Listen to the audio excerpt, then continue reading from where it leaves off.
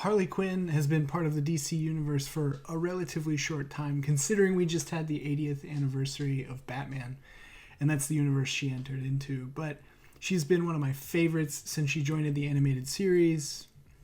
And now that the Fortnite crossover is here, I'd be lying if I told you that I wasn't excited. But this crossover is super important, and it's really exciting. Come check out why. To begin with, the average Fortnite player falls somewhere in the 18 to 24 age range, according to official numbers, but the numbers actually skew much lower than that. Let me just give you this number. My son is 10 and all of his friends play, and I would imagine that that is true for most players. The demographics also skew heavily male. Nearly 75% of players identify as male. The film franchises that Fortnite has done crossovers with are also mostly male. Avengers is almost all men. Sophia makes an appearance in John Wick, but John Wick is John Wick. Catwoman has been an important part of the Batman comic universe, but it's not called Catwoman, it's called Batman. And while Star Wars has made the turn toward a more female-driven narrative with Rey taking the Jedi mantle, largely Star Wars is still 40 years of men. But with Harley Quinn, it is different. This next part contains no spoilers, promise. She is the main protagonist of her own film, and that film is decidedly, markedly, unabashedly feminist. Wait, is that a spoiler? The reviews have been mixed, and the opening weekend was a little disappointing, mainly because, quote, it isn't as funny as Deadpool, or, quote, the fight scenes are unrealistic, as Forbes reviewed this weekend. But we don't see John Wick because it is realistic, or superhero films for their stark depiction of reality. Generally speaking, the same suspension of disbelief is not extended to women. Birds of Prey is a movie about a lot of things, including Harley Quinn's breakup with the Joker. That's Jared Leto, not Joaquin Phoenix.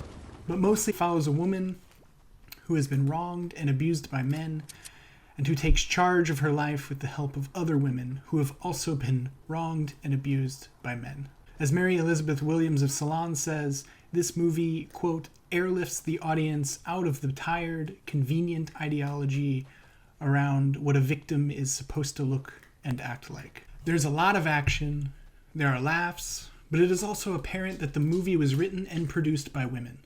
At one point, Harley is tied up and pleads for her life. A henchman pulls a tampon out of her pocket before finally finding the business card that would buy her time. During a fight scene at the end of the movie, she offers her counterpart a hair tie.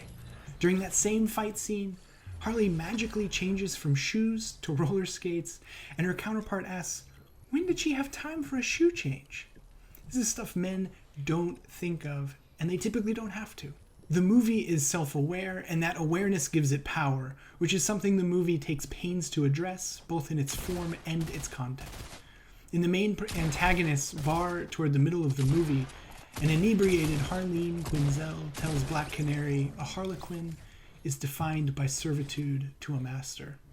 And thus Harley shows her understanding of her situation, and the movie shows the bond with its source material it is trying to break. Even the title is a reference. Many of the literal birds in the movie are caged, including Black Canary. But as the movie progresses, they assume their role as birds of prey, or birds that cannot be caged. Thanks, Maya. So while this is not a movie review, the movie is why the crossover with Fortnite exists. So then why is this crossover so important? Fortnite does these crossovers because capitalism. But with the demographics of the game's players, representation and inclusion matter. And in the case of Birds of Prey, this representation is utterly female, feminist, and female empowered, which is something men need to see and experience, especially in this context, and something Fortnite has done well to latch onto.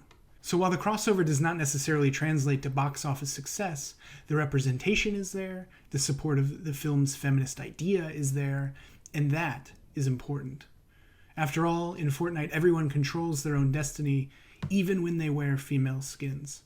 Harley Quinn's edition is the perfect note for that idea. Ultimately, this movie is about women helping each other, not to be part of a group like the Avengers or Justice League, but because people need each other. In an environment that values male aggression and dominance, women need each other even more. That is, until men change and society stops valuing this overt aggression in men. In this case, the patriarchy will be dismantled by hand grenades and hair ties. And why not? Patriarchy was created in much the same way. So men change and be part of the change in society. One where women feel safe without the protection of men from other men. It is entirely possible to enjoy games like Fortnite without buying into aggression and violence as currency in this world. When women succeed, everyone succeeds. And until women are seen as capable of succeeding on their own, no one wins. So everyone, go see the movie. Support women in the arts, and in the workplace, and in the world, and get the skin in game, which is available until February 15th. What did you think of the Harley Quinn crossover? What should Fortnite do next? Let me know in the comments, and as always, hit that subscribe button and be sure your notifications are on. Thanks everyone. See you next time.